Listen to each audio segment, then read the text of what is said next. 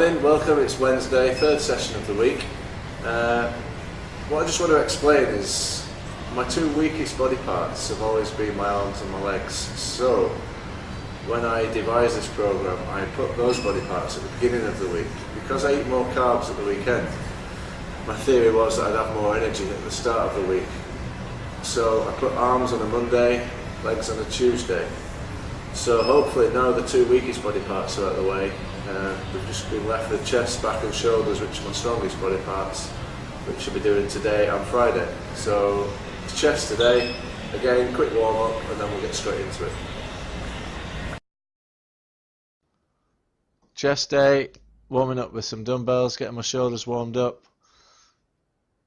moving through the weights pretty quickly until I get to a weight that's starting to challenge me. I think today I move up to 55, something like that. It is written down in my training diary. I have used 60s in the last few weeks, but I wasn't quite satisfied with the depth I was getting when I've seen myself doing it. Didn't look quite secure enough. Wasn't getting deep enough to get a good contraction of the pec muscles and a good stretch. So I've dropped it back down to 55s and I'm going to work my way back up to 60s. Much prefer to use dumbbells to a barbell. An old injury again to my right shoulder. The whole right side of my body's been injured at some time or other. Means that dumbbells are a lot easier on my shoulder than the bar.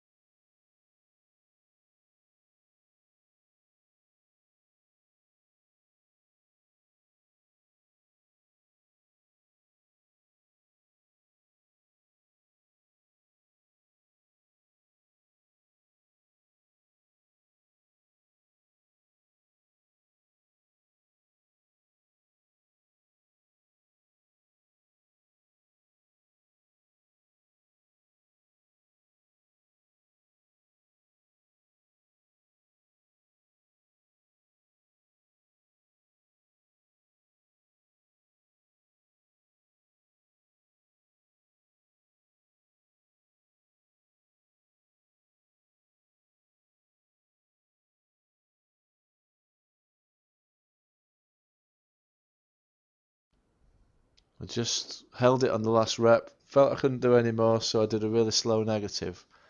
Now I've moved on to incline Smith machine. Again, as I did with squats, what I'm trying to do is hold it in the bottom position just for a fraction. Takes all the momentum out of it, and I start each rep from a dead start. I find this really far more taxing than just going up and down with the bar. I've had to drop the weight down a touch, but I'm feeling the benefit when I've finished. My chest feels as though it's had a great workout from it. And it's also a lot safer for me when training by myself to have the stoppers at the bottom.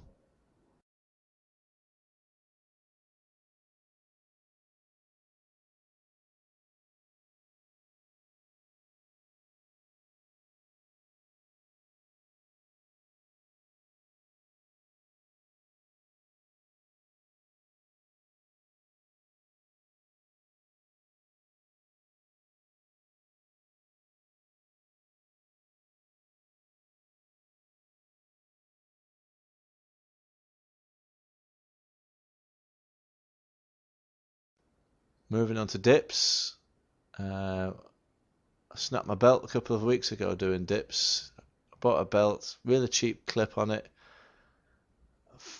Went for a record with 70k on the belt and the clip snapped. So wasn't too pleased about that. I think I'll work up to 65 here. Two reds, which is 25 each, and a yellow. It could be a black 60. Anyway, I've got a new clip now, so hopefully that won't be snapping on me. I don't bother doing any decline pressing. I find that dips works my low pecs. Not sure whether I like having shoulders straight after chest. I might change that next time, because by the time I get to shoulder press, as you can see, after doing all the pressing on the bench and the dips, my shoulders are quite tired. So when I change my routine in a few weeks' time, I might move shoulders to a different day.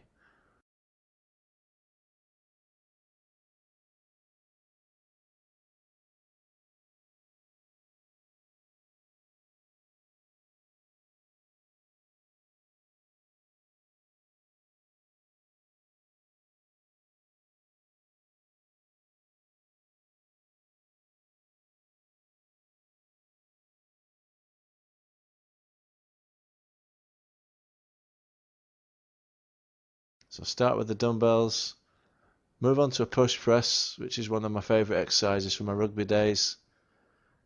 A little bit of momentum from the legs, drive the bar up fast, so power exercise, and just stay in control of it all the time. Just going to make sure I don't smash that TV above my head. My body's been injured at some time or other, means that dumbbells are a lot easier on my shoulder than the bar.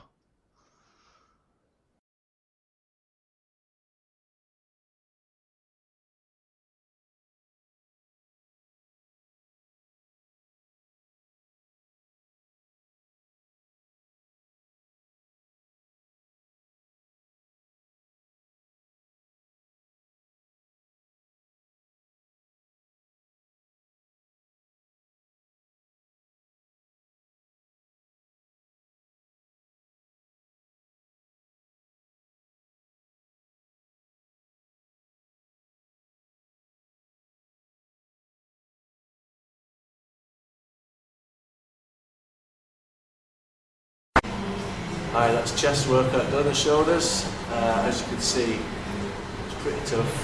Training first thing in the morning is not when my energy levels are at my highest. I get excuses all the time, but I failed on a couple of sets there, which is good. I wrote it down. Next week I'll try and complete the set on the same weight.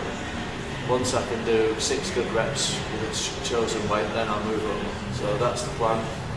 Failing is good in bodybuilding and training, because you learn from it and you can improve. So, one of the most important things when you finish training is to get the fuel back in. So, at the moment I'm using creatine. Put about half of one of these scoops in, about 5 grams after training. A bit more. And some pure whey isolates. Use VP2, it's lactose free, sugar free, fat free. Use it at various times during the day, but especially after training. Good scoop of that. This is citrus flavour as well, which makes a nice refreshing change from vanilla, banana and strawberry. Stick it in the shaker. Mix it up. To help the creatine and the protein get in the body, you have some sugar. Now you can either have a sugar supplement, put it in your shake, or cheat and get caramel flavour Snacker Jacks. A good friend of mine, Ian Duckett, gave me this little tip. It's like a little treat at the end of each training session. The sugar you eat after training won't turn to fat. Your body will use it up, replacing the glycogen stores straight into the muscles and the liver, which hopefully will help you train hard and fast again tomorrow. In about an hour's time, I'll be having my next protein shake, which is the Muscle XGF. This is filled with amino acids, good fats, and also a tiny bit of creatine. The reason I don't have this now is this is a slower releasing protein.